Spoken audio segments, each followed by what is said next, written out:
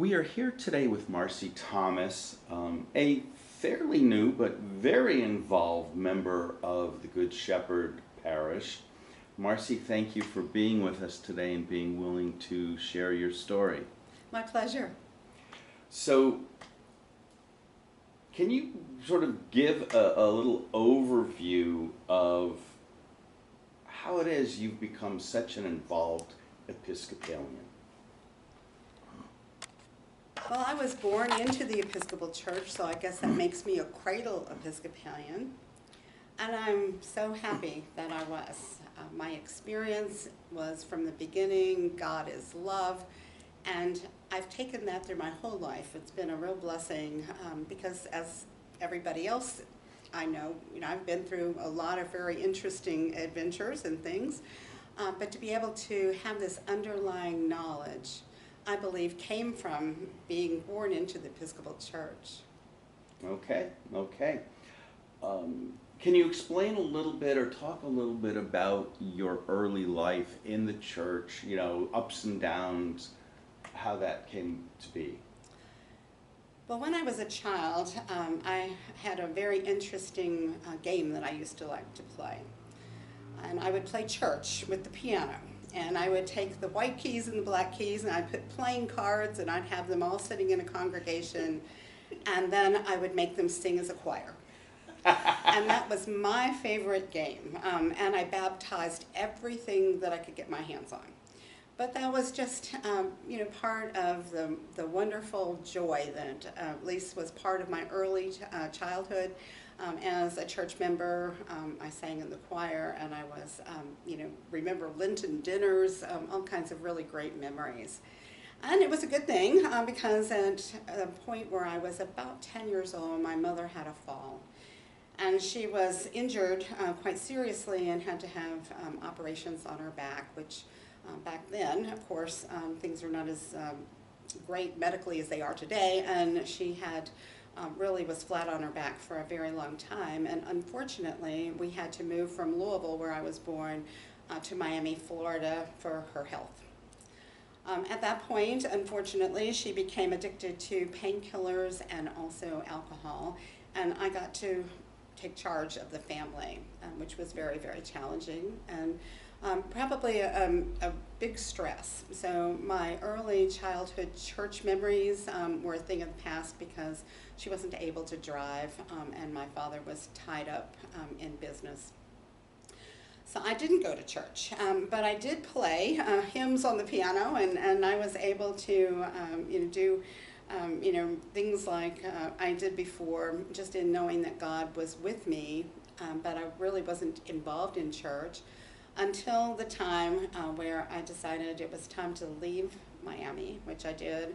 I left after 2 years of college and went to Atlanta, where my grandmother was. And once I got to Atlanta, I was able to get back into a church. I could drive and all of that. And the wonderful thing about the church that I landed in, at that time I was married and I just had a child. And this was a really very sweet story because it was a small church in Stone Mountain, Georgia. And there were these women there who looked at me. I probably looked 16 years old at the time, even though I was 21. And they took charge of me and decided I should be a daughter of the King. And I went through my discernment period, and they shepherded me every step of the way. And I still have the Bible that they gave me with all their signatures, and I will remember that forever. But I've been a daughter of the King for quite a long time, actually since 1974. Wow. Okay. Well, your early experiences I find a little interesting because you seem to have connected so deeply and profoundly with your religious faith. What do you attribute that to? How did that happen? I believe that God really has something for me to do and a plan. I can't say that I always listened. In fact, I can say that I always believed that I would have everything I needed, and I always have. I've never wanted for a thing. But it was more like, God, I've got this great idea. Show me how to get it. right? And so I was really using God as a personal genie in order to accomplish whatever it was I had in mind. And in some ways, it paid off because I was able to get myself back into college. I was able to graduate, and then I landed in a very, very high pressure environment for work, and went through all of the steps that I needed to rise up to the top. And then I realized that the problem is that I had burnt myself out. Now, I attended church the whole time. I went to church services. I had a wonderful relationship at the Cathedral of St. Philip's. My children went to Episcopal school. It was a lovely, lovely environment.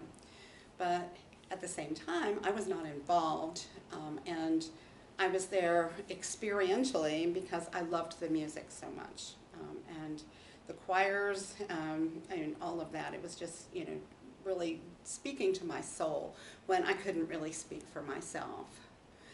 But like everything else, God has been nudging, the whole time, and He was saying to me, you need to get out of this high pressure environment because it's sucking the soul out of you. And I didn't listen. I didn't listen because it was really part of my identity.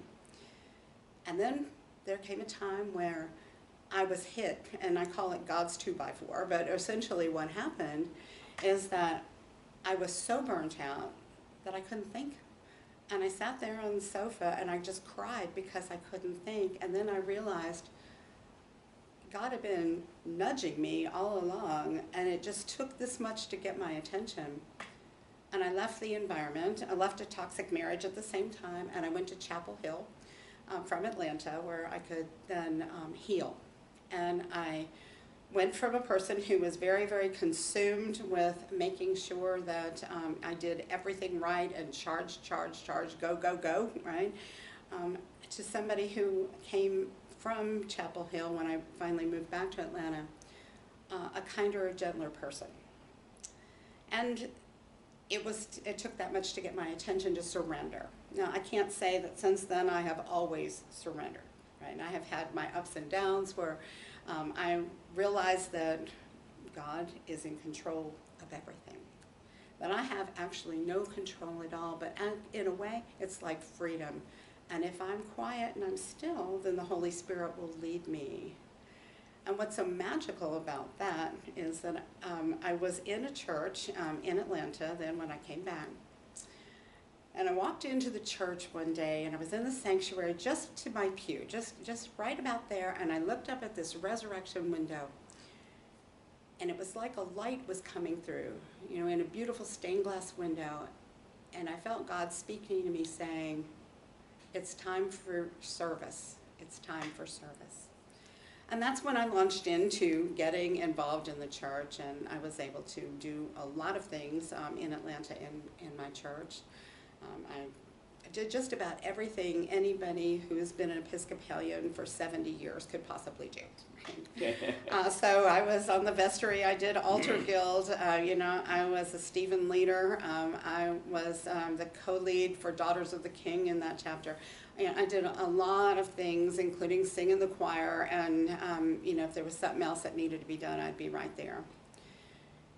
And that was, very rewarding. It was very rewarding. And, from there, I also went to Tampa to be with my daughter while my granddaughter was growing up, and was able to start ministries and things there. But what's been very interesting about my trajectory is that I've moved more than I really thought I would in life. But I've always felt like there's nothing wasted in this world, and that there's something that I need to learn from every place I've ever been. And that kind of brings me to Good Shepherd, actually, because I am not really sure why I'm in Lexington. I came to Lexington a year and a half ago, and I arrived at Good Shepherd, and the moment I came in there, it wasn't just the friendly people, although I must say it is about the friendliest parish I've ever been in. But it was more about the authenticity of the parish and the people that I met, and the fact that there is a message at Good Shepherd that says God is love, but it's not just words. It's really true. and the Mystic group, and Hendry's amazing preaching, which I had never seen anything like that before in my whole life, but I have just gotten so much out of it because there's something that I can apply to my life, and I'm experiential type of a person. And it's been a very, very good experience for me. Learned a lot, and I believe that there's a lot more for me to do. I follow some of the mystics myself, and one of the wonderful people, I think, that I've read a lot is Thomas Merton, who says, and I'm going to paraphrase this very badly because I'm not a scholarly person, but he says, Lord, I don't know where I'm going, and I don't know when I get there, but I know that you know, and that you will lead me. And that's the way I feel about what's going to happen to me next in the next years that I have on this earth. You talk a lot about surrendering to God's direction. How hard is that? Sometimes it's harder than others, because there are times when I will say, all right, I surrender, and I really actually do this every morning, right? I do, what would you have me do today? And I try to take that out to my dealings with my clients and my friends and any groups that I'm in and so forth. But it's a matter of just letting go and realizing that I have absolutely no control at all. And that through my whole life, every need I've ever had for affection or for people or for, safety or whatever I needed was always going to be there, and it always has been there. And so in many ways I have experiential evidence. But to not say, all right, God, here's my plan, show me how to get it, is a little bit different than saying, I don't know what the plan is, but I think you're leading me in this direction. Course correct me if I'm wrong, but I'm going to keep walking in this direction until I find that I'm being nudged a different way. Okay, really surrendering. Really surrendering. And it's been a challenge, but I always manage to get course corrected, and I accept it as an opportunity to learn something. Have you been able to pass on this sort of philosophy of life to others? Well, I would say at this moment, of course I've done a lot of different things in my life, but at this moment, I was afforded a really amazing opportunity, and it came through Good Shepherd. The Daughters of the King is a lay order for women, not just Episcopal women. They're churches that are in communion, with the Episcopal Church. And it's a wonderful, wonderful thing. And like I said, I've been there, 50 years, roughly. So I've had the opportunity to be involved, but Good Shepherd's Parish, Daughters of the King, is exceptionally well run. Pam Brown does an amazing job. And when I kind of looked around, I thought, well, there's nothing really here for me to do. But like the Holy Spirit would have it, you never know what's going to happen. Pam mentioned in a meeting, over several meetings I attended, that they needed a diocesan president because people wouldn't step up and do it. And I prayed about it for several months, thinking that somebody else could step up and do it, and I'd be fine with that. And there were probably other things that I needed to do. But as it turns out, I felt like I would just say, yes, I'll explore it. So through that opportunity, I'm now able to work with women all over the diocese. And believe me, there are some amazing people, amazing clergy. It's just been a gift to me to get to know Lexington in such a wonderful way. The diocese, which is not all Lexington, but it's the whole diocese. And it's been enriching to me, and I've been able to share with others.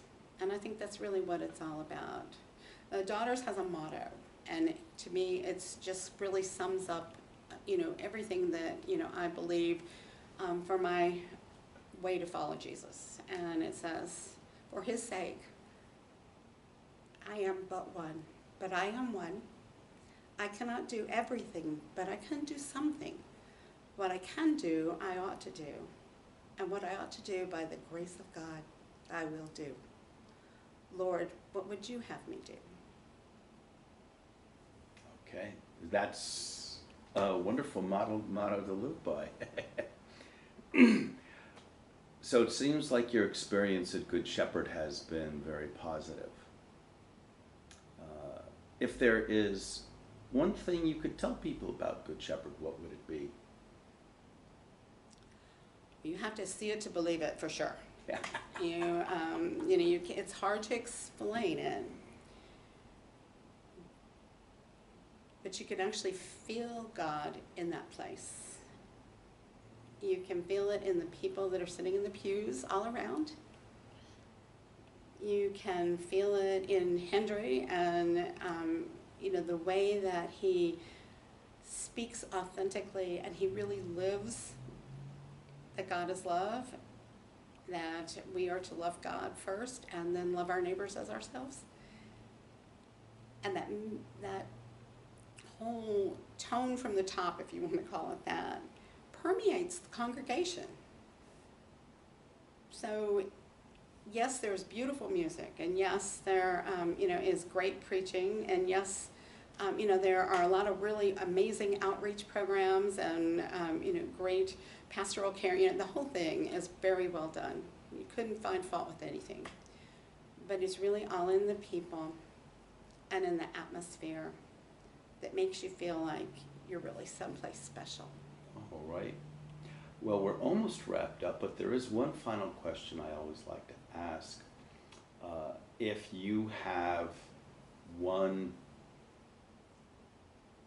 really profound lesson that you have learned in your faith journey that you can share with people, what would that be? What I would tell my younger self, if I had the way to go back and do that, is that ask for guidance. Be still. It's not always about doing and achieving. It's really more about serving and service to God and other people. But the only way to get that way is to be still, disconnect, and then follow as you're led. All right. Well, Marci, thank you so much for sharing your story with us and for being with us here today.